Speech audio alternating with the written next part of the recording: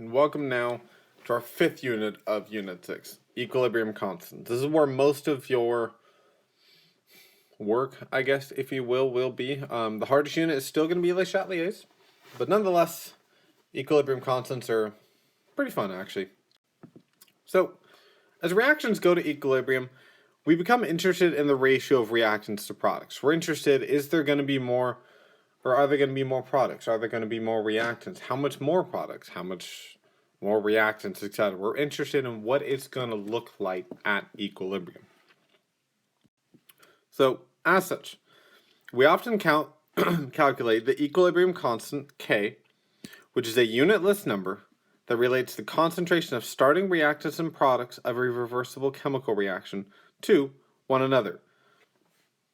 Now, to be honest, I don't think those are the notes that you have with you. However, I don't have access to mine. So pause, ask me, we'll fix this and move on. So a reaction will always react with the same ratio of reactants and products according to its K, unless that temperature is changed. Meaning you'll always get the same 1 molar reactant to 2 molar products type thing.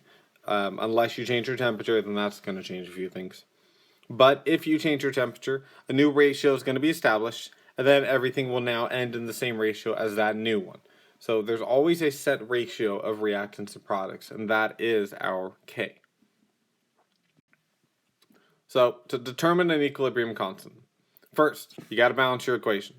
Most of the ones I'll give you, to be honest, will be balanced, but every now and then, you got to make sure. You always actually should make sure it's balanced, it just most of the time will be. But that again, make sure we have our relationship between reactants and products. Then, for each product, you're going to write its formula in brackets to represent the concentration and place its coefficient as the bracket's exponent. So, for example, if you've got, 2H2O as a product, then you're going to write that as H2O squared, because that 2 goes up here.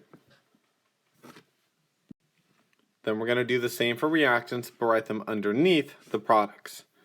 So with that H2O, we now write our reactants down here, with the same thing if coefficients are our exponents. Well, that's it.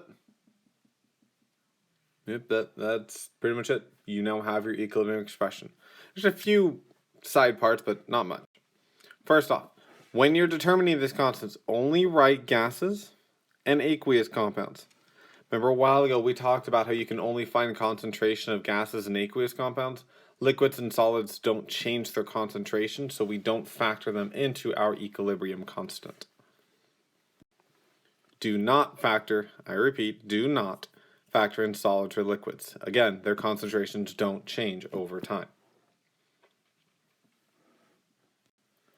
So if our value of K is greater than 1, the reaction will end up with more products than reactants. That's actually one of your objectives, is to know what the size of a K means. So if it's bigger than 1, you have more products. Keep in mind, your equilibrium constant was basically your products over reactants. So if it's greater than 1, that means that basically the top number is bigger, which means products are bigger.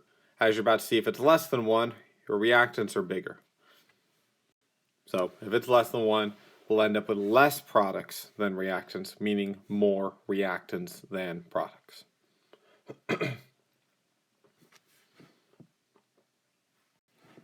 All right, let's practice.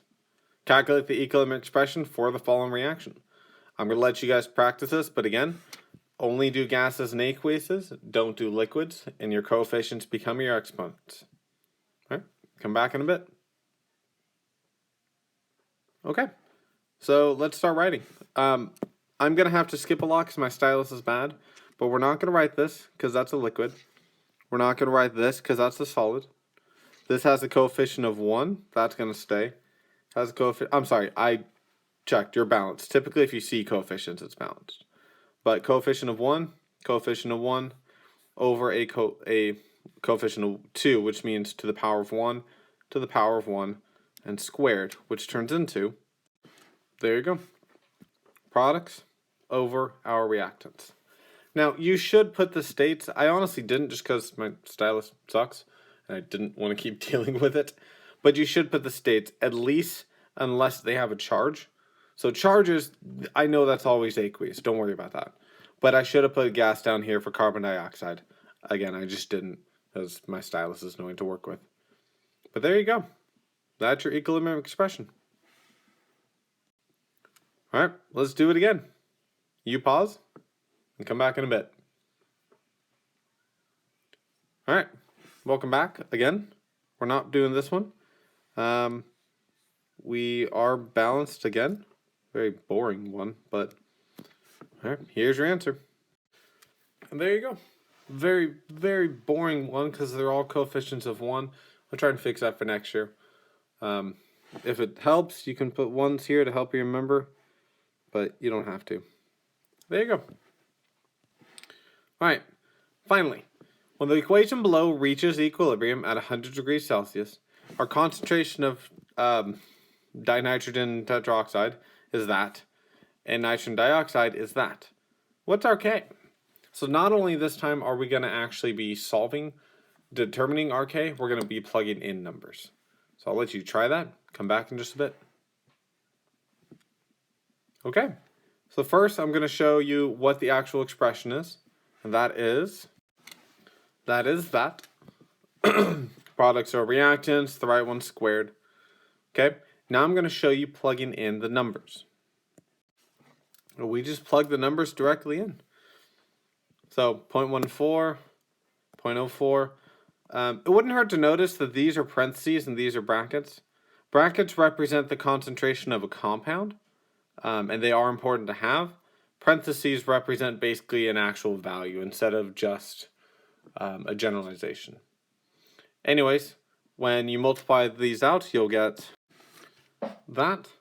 And when I finally divide at the end, my final answer is 0.49.